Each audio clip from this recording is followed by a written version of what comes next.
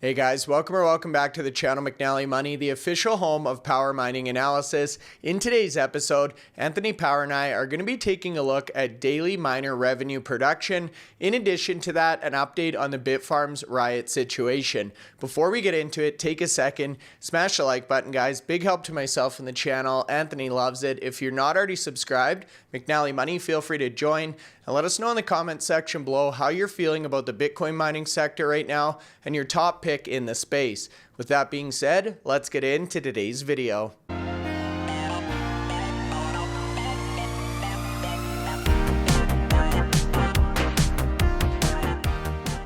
Okie doke, guys, here we go. Tuesday morning, another fun episode for you. We've got a great breakdown, revenue analysis by day, some June projections, and ultimately gross margin by exahash. So a lot to go through today. Some updates from Riot and Bitfarms in terms of the saga that's going on there. Before we get into it, Anthony, in our typical fashion here, we put the podcast together, $110,000 Bitcoin.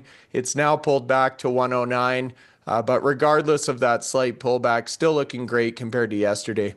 Yeah, we finished the podcast yesterday. It was about 106, so I'm happy for a $3,000 increase over a day. That's a nice 3%. But yeah, it was well over 110,000 last night. But again, as it gets closer to that all-time high, you're going to get some people out there wanting to sell it because round about now or slightly higher than now, everybody's in profit with Bitcoin effectively because they've all purchased it at a lower price than it is. When it gets to its all-time high, that is the all-time high. No one's purchased that price as yet. So this is going to be, interesting to see, if people start selling again. I can't see the institutions and the ETF funds and the nation states and myself and you added to that list. We're not selling our Bitcoin, so I want to know who is selling Bitcoin because at the moment only 450 Bitcoin a day is produced, and that ain't enough to feed the ETFs or the likes of Michael Saylor, who like to buy literally thousands and thousands of Bitcoin a week, well in excess of any daily production. And so that's not going to be sustainable unless people out there are actually physically selling it. And I don't know why they're selling it because, really, we're starting to see a change in Bitcoin now. We're starting to see more adoption. We're probably up to the iPhone 4, maybe going to the iPhone 5. I like to use this analogy. We were still a long way behind, but we're probably playing a little bit of catch up now. And so, yeah, so a good day for Bitcoin. Mining stocks having a bit of a mixed day. And it surprised me sometimes. I mean, like you say, we just told the Bitcoin price is up 3,000 yesterday. It's up 3%. So you'd expect mining stocks to be green. Well, they were green in pre-market or post-market last night. After market hours last night, all the mining stocks were green again, and we were seeing some really good moves.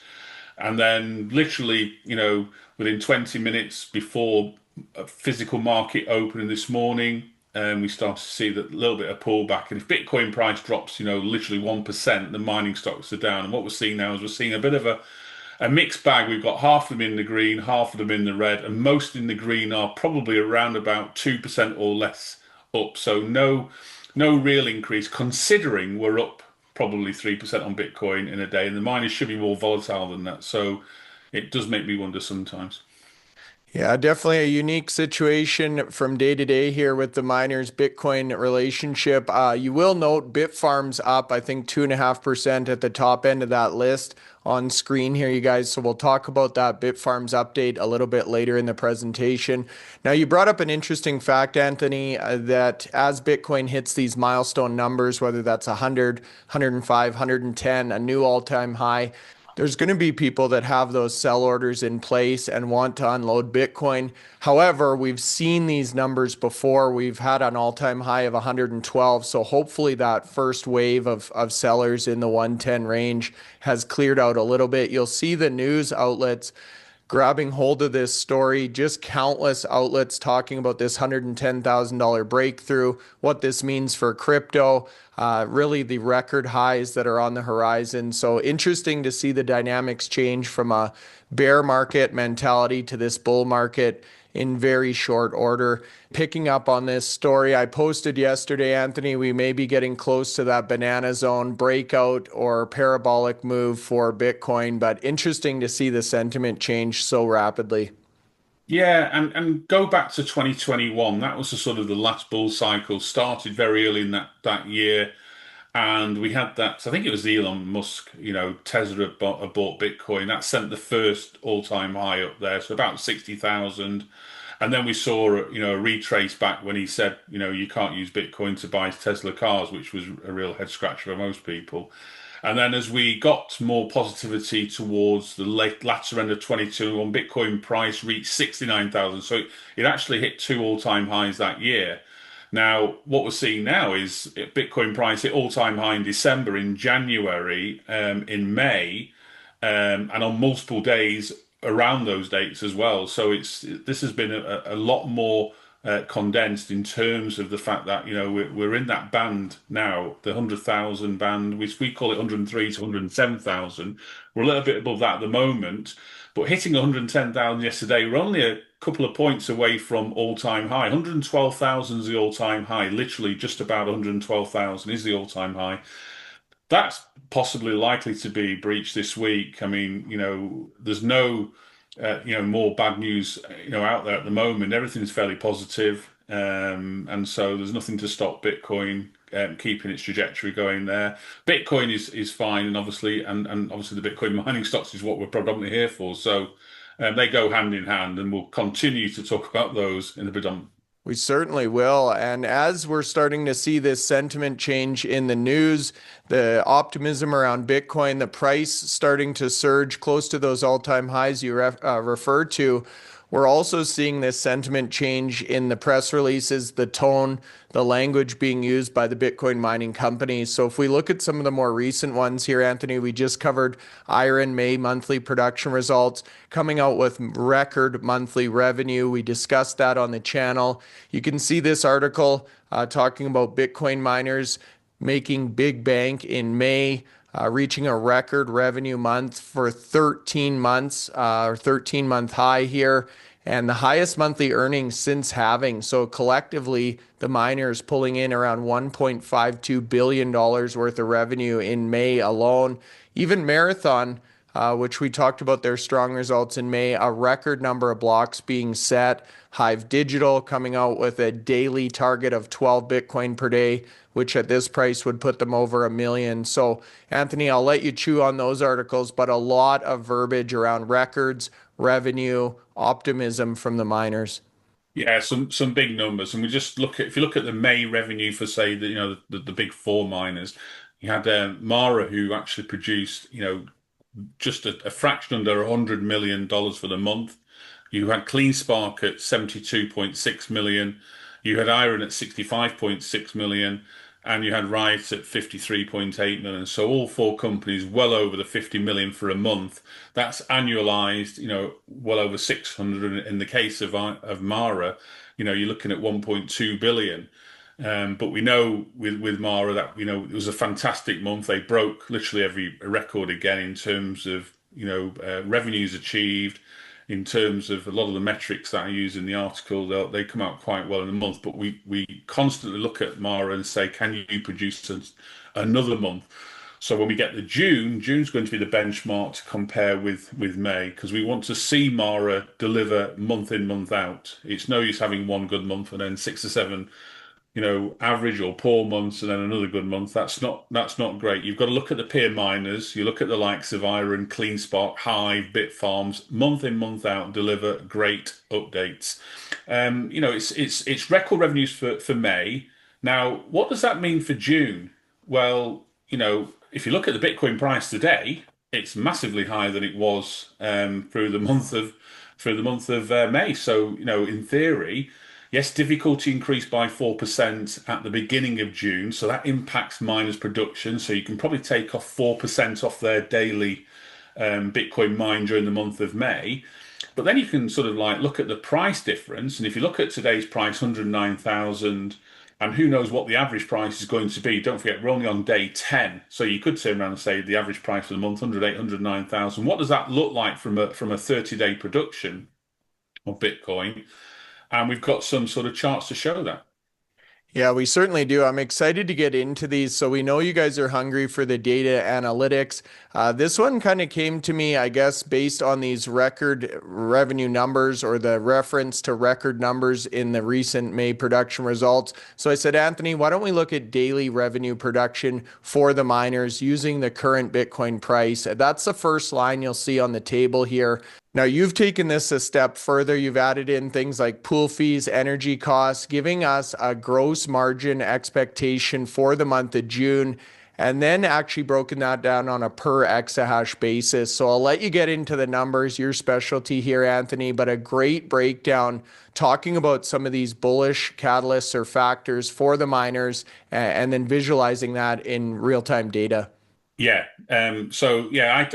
I put together this model here. It's based on all the data required to calculate relatively accurate mining revenues. So we can look at daily revenues for a miner based on their hash rate, based on their utilization as well. So I've looked at the last sort of 3 months, took an average of the utilization, and then looked at the difficulty for the month of June that there are at the moment. We're already 4% higher than we were for the month of May, so that's been factored in as well. And then determined how many Bitcoin they're going to be able to mine with the hash rate that they've got, coming up with an average operational hash rate based on sort of like, what hash rate they had at the end of May. So some of the miners had grown hash rate. Look at the likes of CleanSpark and IREN and Riot and Mara to a certain extent had all grown hash rate.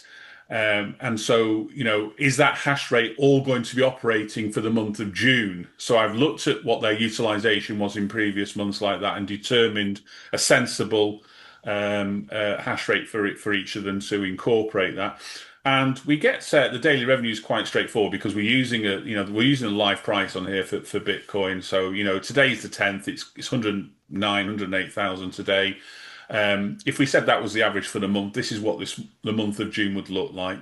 So daily revenues, we can see that obviously Mara with the biggest hash rate, 58.3, taking account of utilization, they're going to get something like $3.3 million dollars a day in revenue. Now think about what that means for 30 days. That's 100 million effectively for the end of the month. And if you think what they had in May on a 31 day, just under 100 million with a lower Bitcoin price and slightly more production in terms of difficulty was lower. So you can start getting a sense, yeah, that feels about right. 100 million, higher Bitcoin price, lower production. And then we can, go across all the other miners, the likes of IREN, $2.3 million a day. Look at that from a monthly revenue. That's up to 70 million. They were at 65 million for the month of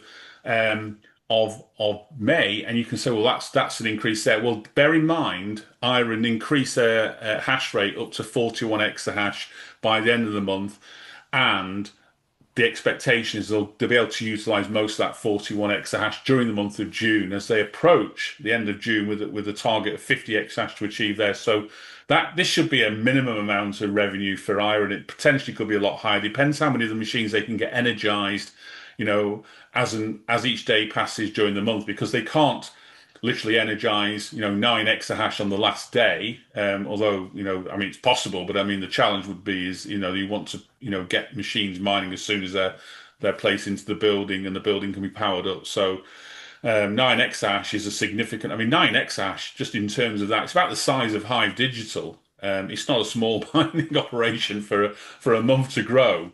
We're pleased when we see a miner grow 1 exahash a month. That's phenomenal. When you grow 9, you've got to take your hat off to them. It's like it's unbelievable. But going through there, and even when you go down to the likes of DMG, who are only able to literally produce about 1 Bitcoin a day, their revenues about 108,000, given a monthly revenue about $3.2 million. So daily revenues and monthly revenues quite straightforward.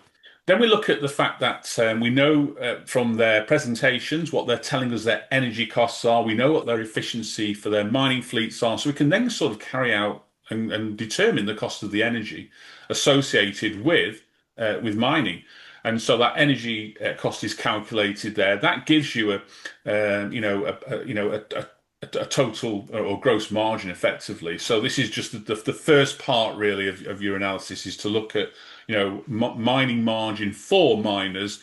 And in another episode, we'll go down and look at operating costs, because that's something, again, that we'll need to go through and determine how that looks for this second quarter of 2025, and what the expectation is for miners delivering results at the end of June, which is about, 3 weeks away at the moment.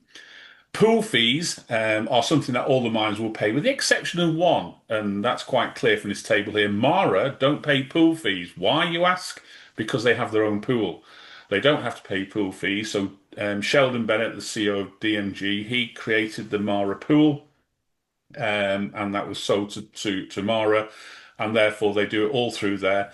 And as we said earlier in the conversation, they have record blocks for the month of May, and we've seen some updates from Mara to suggest that actually, by having their own pool, they've been having, what they consider to be more fortuitous months in terms of rewards they've received from the network. So it has worked in their favour.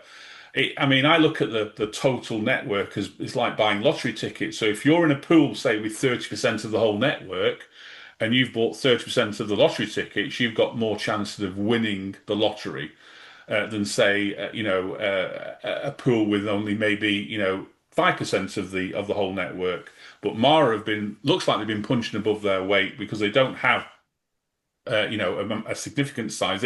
In terms of one miner, it's obviously they've got something like close to between 5 and 6% of the whole network. But when you look at some of the other pools, two or three of the pools are over 25%. So, the expectations they would have, a fraction more luck in terms of blocks received. That gives us the gross profit for the month. And you can see from the likes of Mara, 69 million, the likes of IREN, 54 million, CleanSpark at 51, Riot at 34. From that margin, then you can determine what the percentage is, and we've shown the sort of like the gross mining margins. These won't come as a total shock to people. IREN at 77% margin, Mara at 70%. Now, this is based on what they provided in their presentation. So again, we'll look at Q2 numbers when they come out to see if they match up. I can probably suggest that IREN's numbers and CleanSpark numbers and a few of the miners will. Mara's numbers weren't as reflective in Q1 of that achieving that power cost that they're suggesting, but we'll look at Q2 numbers. Bear in mind, they have increased their ownership of some of their sites, so there's less costs to pay out in terms of hosting fees, but they've come out with a really low power cost. So let's see what that looks like in their Q2 earnings, and we'll be able to sort of like analyze that and see if that's accurate with what's reflected in their presentation and what's reflected on our website. By having all that put together, you can then determine, the gross mining margin across the board. And I've done an extra statistic here because we know what the hash rate energizes for each of these companies. You can then look gross margin per exahash, and again, that makes it interesting as well, because that takes into account of utilization of the hash rates. No use saying we've got 50 exahash energized if you're not using all 50 exahash. So by having gross margin per exahash, it tells you which miners are really able to sort of like get a great return from their hash rate. And it should be obviously the miners with the cheapest power and the lowest power cost and the best utilization. So those three elements will work well for the gross margin per exahash. And so you have got the likes of IREN, you have got the likes of Mara, you have got the likes of CleanSpark and CIFR and Riot. Remember those companies there, we've talked about low power costs, so Riot, CIFR, low power costs. Their fleets are getting more efficient as they're growing the size of their fleets. IREN have been a standout miner in terms of those elements, and they're currently at the top of the table month by month for 2025 in terms of Bitcoin produced per exahash. So actually, they've nailed all three for this year. Hence, that's why they're currently shown at the top there. But not too far behind is Mara, not too far behind is CleanSpark. Yeah, some great data there, Anthony. So I'm going to put you on the hot seat again. I've got a comment and then a question to kick things off. In terms of the pool a luck factor, we were actually talking to Sheldon and Stephen Eliscu down in Las Vegas. They ran a sensitivity analysis on a new pool that they're putting together within DMG, the Terra pool, but obviously with the Mara pool as well.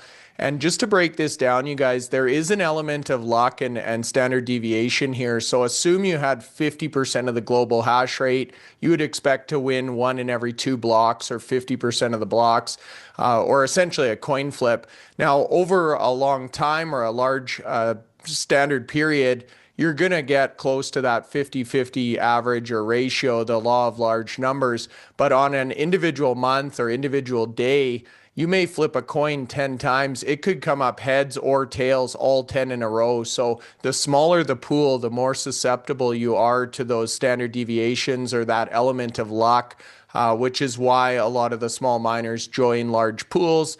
And we've obviously talked on previous episodes about the concern about pool consolidation or the centralization of those pools. So we'll park that. We'll leave it for another day, but an interesting topic that I wanted to address.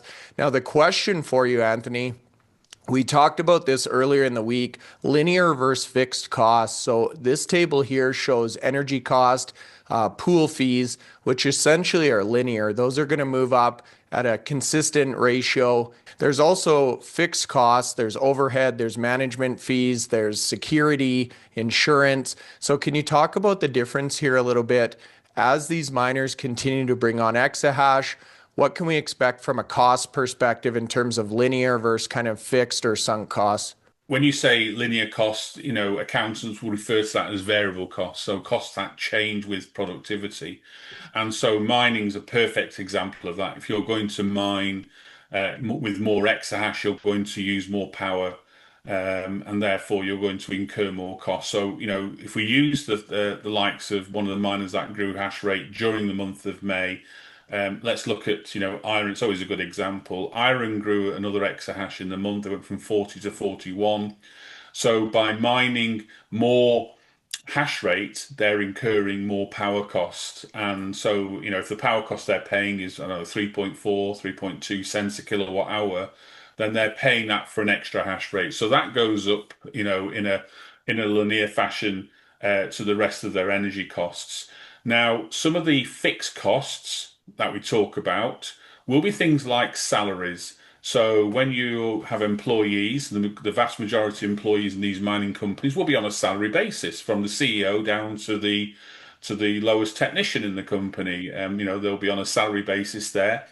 Their bonuses might be a little bit more variable because the bonuses might be tied to certain targets they have to achieve. So, some of the senior management there have bonuses if they get to a certain point. It could be 100% or 200% of their salary. So that is, again, it's slightly variable. But other costs like, facility cost, security, maybe budgets for legal costs, professional fees should be fairly standard. And, when you look at these companies, unless you're massively growing staff as you're growing hash rate. So let's look at the Childress facility. They've grown an extra hash rate in the month of May. They're going to grow an extra 9 exahash during the month of June. Have they had to take on a significant number of staff during that period, during those 2 months, as the hash rate's grown effectively 10 exahash?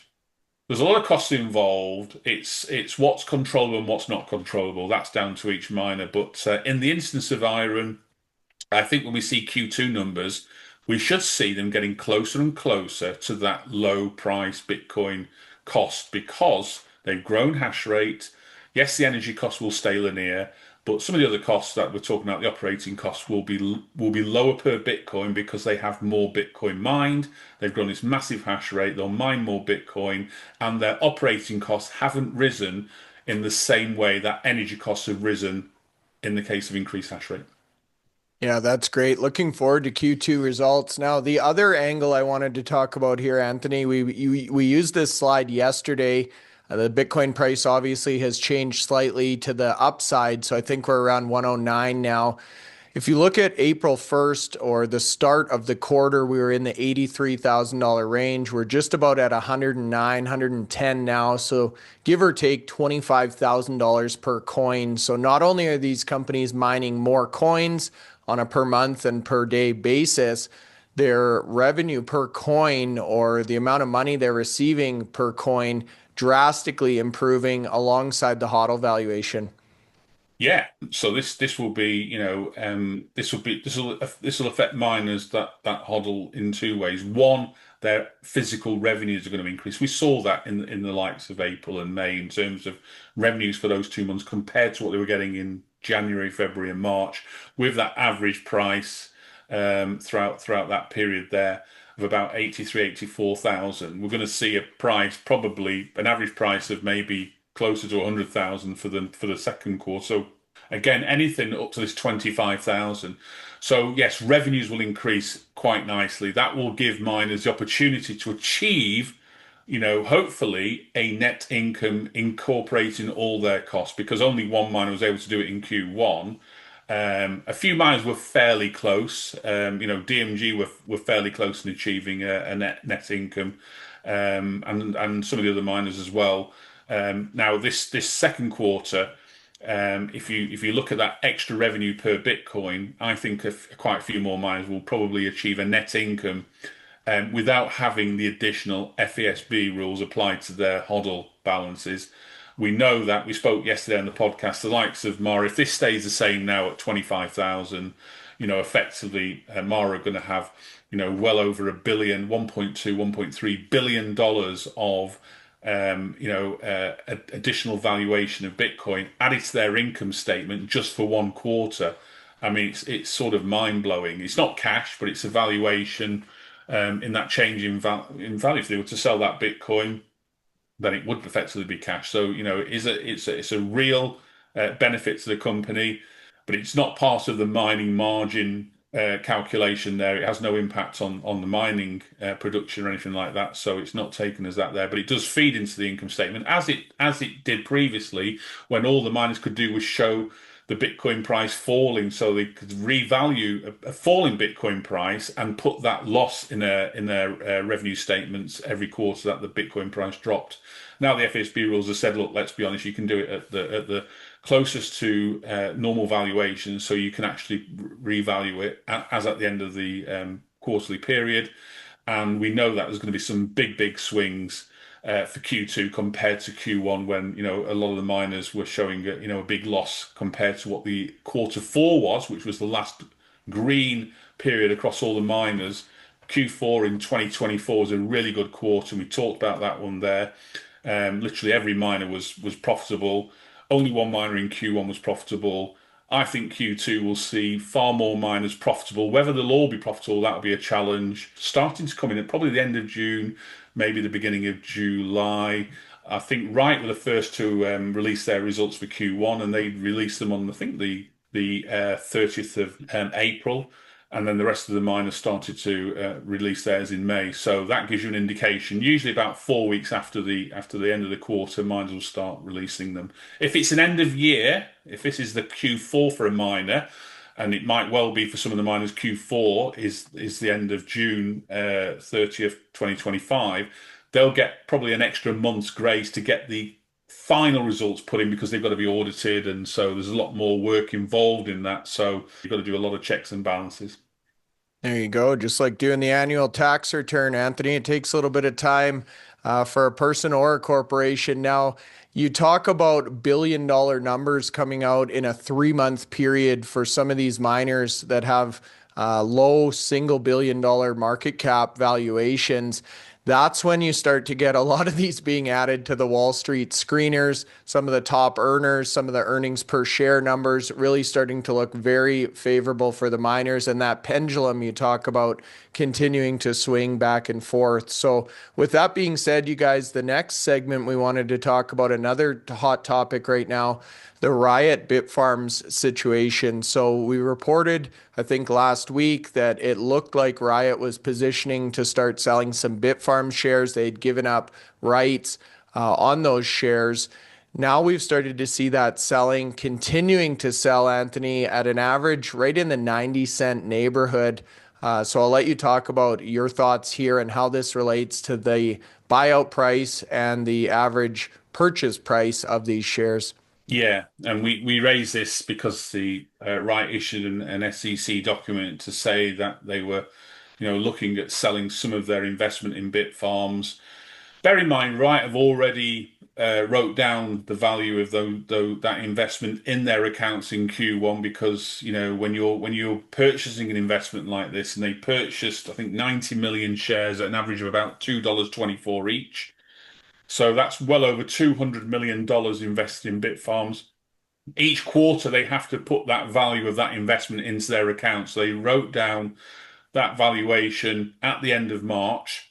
So they've already taken the hit on these to a certain extent, depending what the price was at the end of March compared to what the price is today. Today it's hovering just under, a dollar, maybe 95 cents to a dollar a share. They feel now, from their perspective, that they can utilize the funds raised from these sales far better than actually keeping the investment within Bitfarms. So they believe they could use that money to maybe develop Corsicana or any other of their sites in Kentucky or at Rockdale and receive a better rate of return than the hope that Bitfarms achieves, some big HPC deal at Panther Creek and the share price, gets back to well over $2.24, which was the cost price in the first place. So it's all about a game of where do they see the future in terms of, the market itself, and also where do they see Bitfarms in that market. Now, bear in mind, we're only a year ago, they were extremely bullish on Bitfarms and wanted to buy the company. So obviously that didn't happen, and they've got to, look at, that 3-year standstill, probably thinking, well, we can't do anything for 3 years. Now they're thinking, maybe with the real potential of the conversations they're having with regards to Corsicana, 600 megawatts, more land purchase to support that 600 megawatts.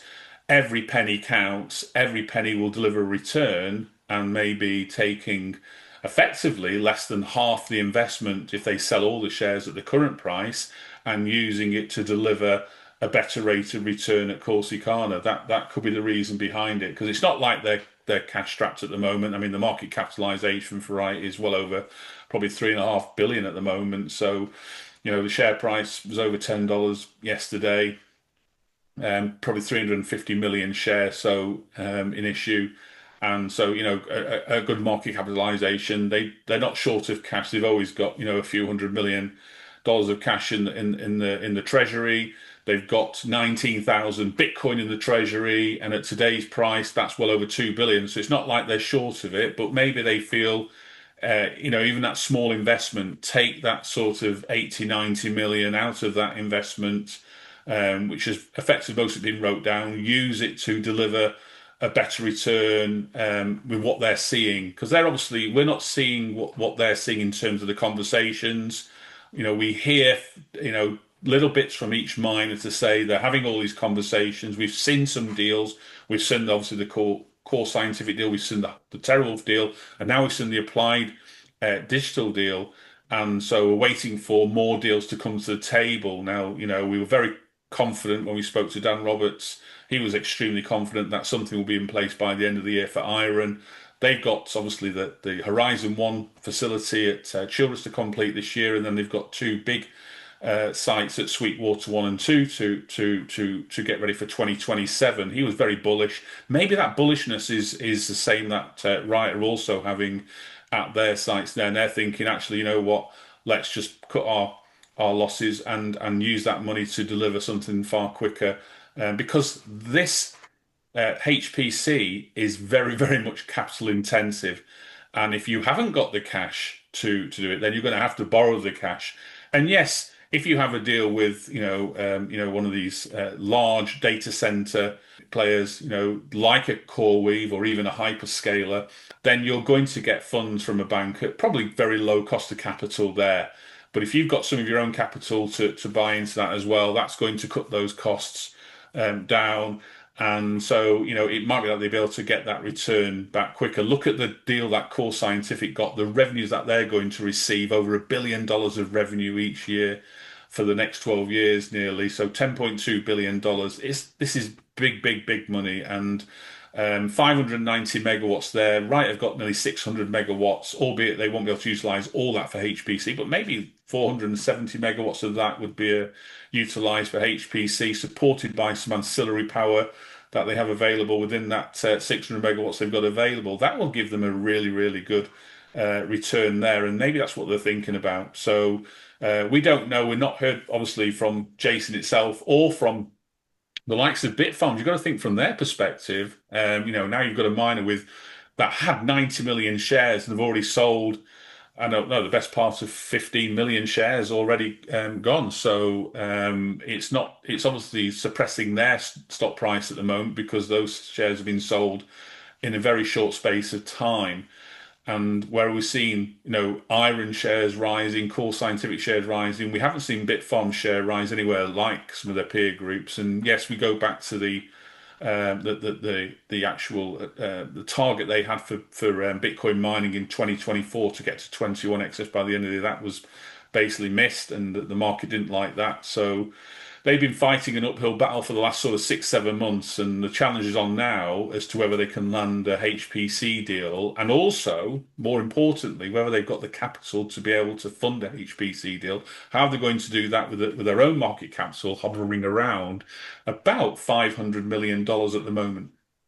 Yeah, it certainly is. You can see the share price up in the 95-cent range, as we mentioned, a top mover today. So a little bit higher than that 90-cent average exit price so far to Riot. And interesting you bring up, Anthony, I've got the actual press release here, May 28th, 2024. So just over a year ago, when Riot proposed that acquisition of Bitfarms at $2.30 US per share amount. Now, looking back 12 months, I wonder what each one of these CEOs is thinking. I know this was a lot of headache, a lot of legal fees, obviously not a great outcome for either company. So interesting to report on this as it came out across the tape a year ago and now starts to come to a conclusion about 12 months later. Nobody comes out well out of this one because, Riot have obviously going to lose a lot of money by selling these shares. And Bitfarms have been hampered now by the fact that it's not going ahead, and also the cost of them defending what they were trying to do as well. That would have been an immense cost. And now they're sat with the fact that, another 75 million shares could be sold in very short space of time. Bitfarms is, daily average is probably in the 30 million shares. So shares could be sold, fairly quickly over a short period of time to get the rest of those shares sold. But it doesn't help the stock. It doesn't help Bitfarms. Bitfarms, are equally as big a loser in this one as Riot.